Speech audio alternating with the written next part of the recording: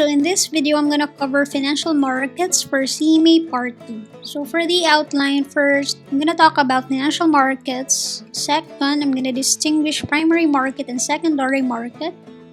Third, I'm gonna distinguish money market and capital market. Fourth, let's define what is financial intermediaries. Fifth, what do we mean by rating agencies? Sixth, what do we mean by investment banking? And seventh, let me discuss to you what is initial public offering. Okay, initial public offering or IPO. So first, let's talk about financial markets. Okay, so what do we mean by financial markets? So don't get confused. Just because we have markets here doesn't mean that there is a physical market. Okay, so basically a financial market, it's an institution, it's an organization which facilitates the buying and selling of financial assets and financial liabilities. So when we say buying, of course, there's a demand. When we say selling, there's a supply. So technically, it's like a normal trade, right? So for example, if people are trading stocks, right? So one party has the intention to buy, therefore they are creating the demand. On the other hand, the other party has the intention to sell. So they are creating a supply. Okay, so what's the main purpose here?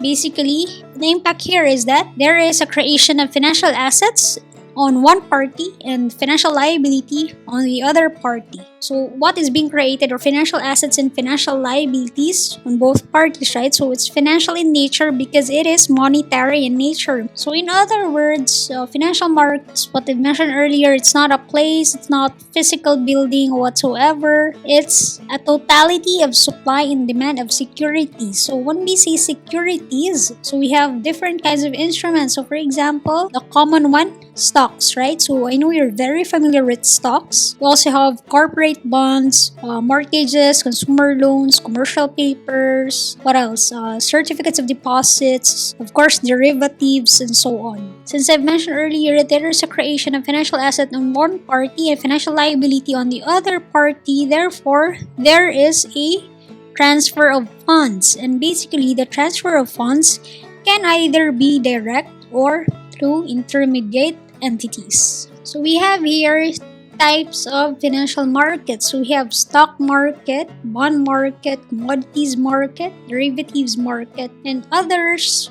For instance, mortgages, consumer loans, commercial papers, etc. So now let's compare primary market and secondary market. So what's the difference between the two? Okay, so here when we say primary market, basically companies and government units sell new stocks, bonds, and securities to the public for the first time. So the key word here is new, meaning it's the first time that the companies and government units issue the securities such as stocks, bonds, and others. So this is what we call initial public offering because it is the first time that the company or the issuing company is selling the securities or stocks to the public. Okay, so here we have, as I mentioned earlier, in a market, in a financial market, there's typically a buyer and a seller, right? So here in the primary market, the seller are the companies or the issuing companies or government units. The buyer, on the other hand, so these are buyers, traders, long-term investors, and so on. On the other hand, when we say secondary market, so these are markets where securities are traded by investors. So this is usually after the initial public offering or IPO. So for example, stocks, right? So after the IPO, of course, these stocks are already being traded in these stock exchanges, okay? So the stock exchanges technically is what we call the secondary market, okay? So for example, as I mentioned earlier, in a financial market, there is a buyer and a seller, correct? So in the secondary market, the seller and the buyer, these are already the investors. So meaning there is a creation of financial assets and financial liabilities, and the parties here are the investors, meaning who are trading the stocks, these are the investors, okay? And usually this is after the initial public offering. So I hope that's clear. So we have here secondary market. So can either be auction markets or over-the-counter markets. So when we say auction markets, so these are, for example, we have here New York Stock Exchange, American Stock Exchange, regional exchanges. So for example, if a company is intending to have its shares traded on the stock exchange, of course, they have to undergo a process called the listing process, wherein they need to meet certain requirements, okay? On the other hand, when we say over-the-counter markets, these we also call this as dealer market, okay? So for instance, we have brokers and dealers. So basically, they conduct transactions in securities not traded on stock exchange. So basically, other securities which are not being traded in the stock exchanges, these are what we call over-the-counter markets. So in other words, it consists of, numerous brokers and dealers who are usually linked in telecommunication equipment, okay? So now let's distinguish money market and capital market. So what's the difference between the two? So when we say money market, these are usually debt securities with maturity of less than 1 year. So since it has a maturity of less than 1 year, therefore the classification is short-term and therefore marketable, okay? So when we say debt securities, these are liabilities, okay? Liabilities, for example, bonds. So since these debt securities have a maturity of less than 1 year, therefore there is lower risk of default. So technically, for example, if I am holding a bond and the maturity of the bond is less than 1 year, it's like I have lower risk that the bonds will not be paid. This is contrary when the bond has a maturity of like long-term maturity. For example, 5 years, 10 years, 15 years, it's more risky, right? Why? Why do we say it's more risky? We are saying that it's more risky simply because, of course, there's a level of uncertainty. For example, if we expect that the bonds will be paid within the next 15 years, we don't know what will happen to the issuing company or issuing government unit, right? We don't know if they will have certain problems in terms of their cash flows. So there are certain factors, known factors, or certain factors in the future which might occur, which may impose risk as to the ability of the issuing company to pay. So therefore, if the maturity is long-term, usually there is high risk of default. On the other hand, when we say capital market, so here, it pertains to long-term debt and equity securities. So when we say long-term, technically, it means that maturity is more than 12 months. And take note, capital markets include both debt and equity securities. So when we say debt securities, these are liabilities, for example, bonds, notes, okay? Notes payable. On the other hand, when we say equity securities, these are equities, for example, stocks, common stocks, preferred stocks, okay? So generally speaking, these securities have maturity of more than 12 months, thus the classification is long-term. So we have here examples of money market and capital markets, okay? So when we say money market, for example, government treasury bills, government treasury notes and bonds, commercial papers, certificates of deposits, bankers' acceptances, okay? And then we have here example of capital markets. So for example, the New York Stock Exchange, American Stock Exchange, London Stock Exchange, NASDAQ. So basically, these exchanges offer stocks, right? So these are long-term in nature. Let me just go back.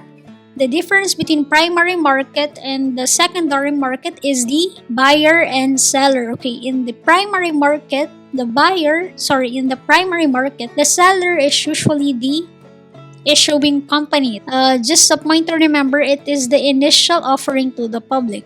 Secondary market, on the other hand, the buyers and sellers are the investors. Okay, when we say money market and capital market, the distinguishing factor here is the term of the securities. So money market, generally speaking, is short term. Capital market, on the other hand, it's long term.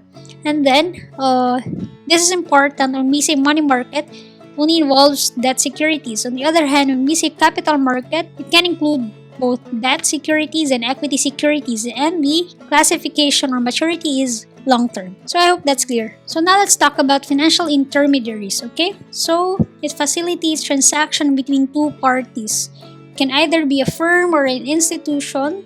Then basically what they do is they obtain funds from savers, investors, or whatsoever, and then they issue their own securities and of course use the money to purchase an enterprise securities. Okay, so basically financial intermediaries, these are intermediaries, right? So it's not direct, they're like the middlemen. For example, here I suppose you're familiar with some of these. For example, we have finance companies, commercial banks, mutual funds, money market funds, mutual savings banks, investment bankers, credit unions, life insurance companies, casualty insurance companies, private pension funds. So now let's talk about rating agencies. So what do you mean by rating agency? So a rating agency is a company that assesses the financial strength of companies and government entities, especially their ability to meet principal and interest payments on their debts. So basically, it's an agency, it's an institution, okay?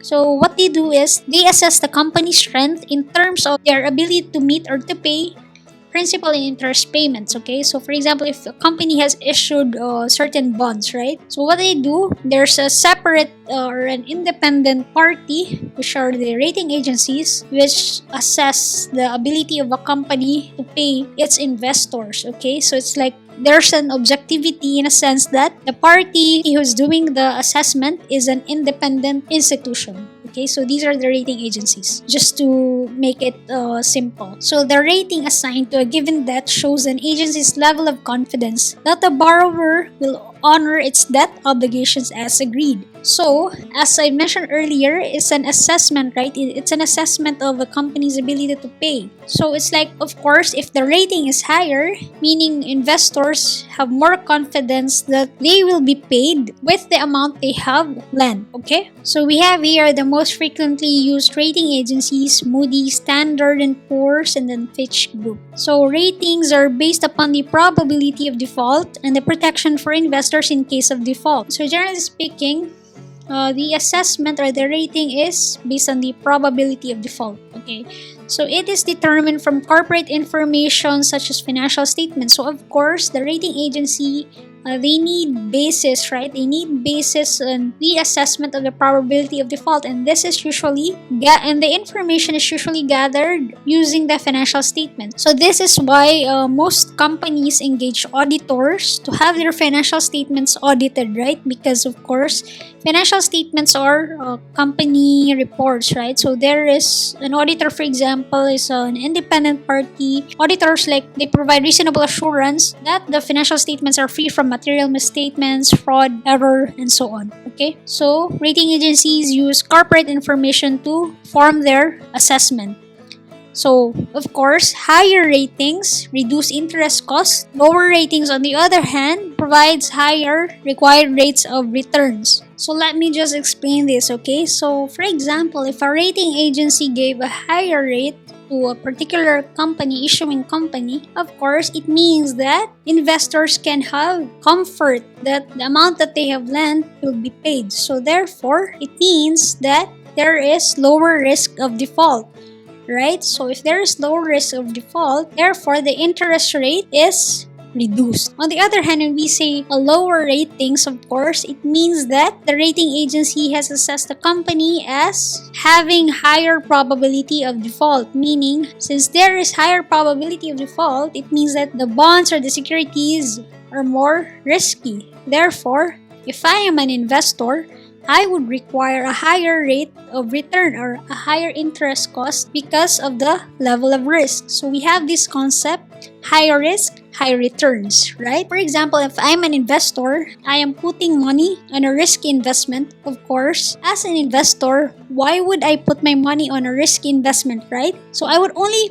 put money on a risky investment if I'm also expecting higher returns. Get my point? So there's a connect there. So usually, if there's a higher risk as an investor, since there's higher risk that my money will be lost, therefore I'm also expecting higher returns. Otherwise, I will not invest in that particular investment, right? It's like, who would be willing to invest in a risky investment if the amount of return that they will get is just low? So this is like the correlation between the ratings, the risk, and the interest cost. So I hope that is clear. Now let's go to investment bankers. So investment bankers, so they serve as intermediaries between businesses and the providers of capital. So they help determine the method of issuing the securities and the price to be charged.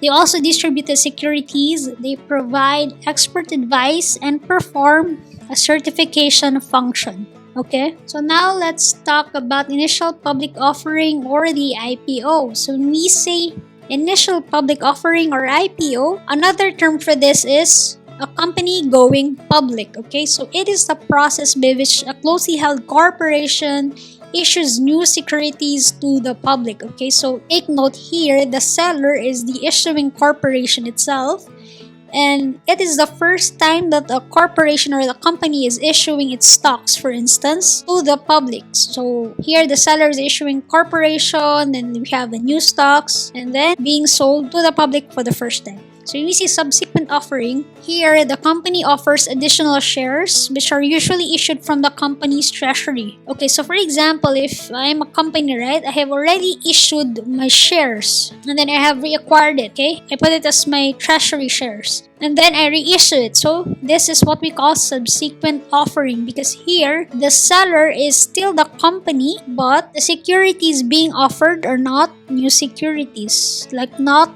being offered to the public for the first time. Secondary offering, so the company issues new stock for public sale. Okay, so the difference between the two, when we see subsequent offering, the shares being issued come from the company's treasury.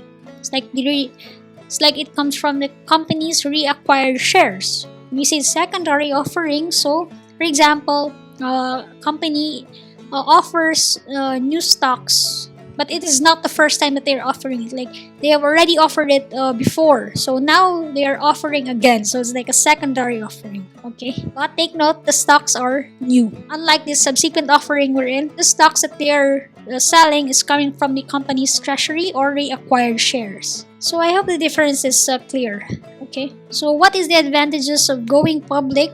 First and foremost, of course, if the company is going public, the company has the ability to raise additional funds, since, of course, the recipient of the funds is the company itself or the issuing company itself. Second, there is an establishment of firm's value in the market. Of course, there's like a big fuss about it, right? Whenever a company is going public, it's a big thing, of course. Third, there's an increase in the liquidity of the firm's stock. So usually, if the stocks of a company are being traded in stock exchange, it's already being traded in the stock exchanges, of course, there is an increased liquidity of the firm's stock, meaning there are many investors like traders who are buying and selling the stock. So what is the contributor to the liquidity of the firm stock? Basically, it's the demand and supply, right? So if there are many investors or buyers and sellers who are participating in the buying and selling of a particular stock, of course, liquidity also increases.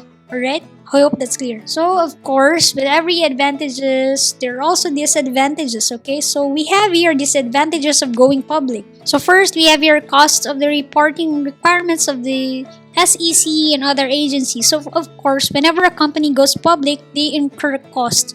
Sometimes these costs are really large costs. In addition to that, listed entities, of course, they undergo like frequent reporting since it's required by the SEC. So they have the reporting requirements are stricter, or they're more frequent reporting requirements. So that's why it's kind of costly for companies. Second, of course, whenever they issue stocks to the public, of course, as investors, there's like transparency, since they are also making their financial information like financial statements available to the public, for the public or for the investors to be able to gauge the fundamentals of the company, whether the company is a good investment or not, correct? So the public generally has an access to the company's operating data and other financial information. And of course, if a company is public, this is also exposed, or this information can also be available to the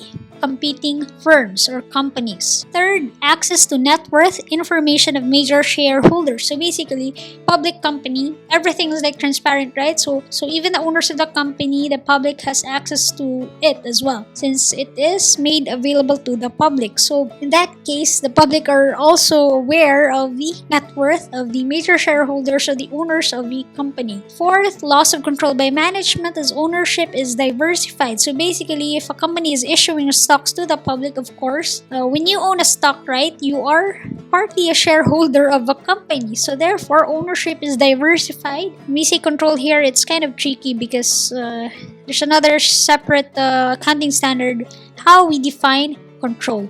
In a sense, it's a loss of control by management simply because ownership is diversified, meaning owners of the company do not own or wholly own the company because they're like shareholders, which can be the public and so on. So here, we also have pressure from outside shareholders for earnings growth. For example, if a company has gone public, of course, there's a certain expectation that the company should do good. Otherwise, investors will pull out their investments. Lastly, increased shareholder servicing costs. Okay. So that ends this lesson. I hope this has been helpful to you. Comment below if you have questions or clarifications. My name is Jane. Thank you for watching. If you like this video, hit like, share, and subscribe. And thank you for the 1,000 subscribers. Love you guys.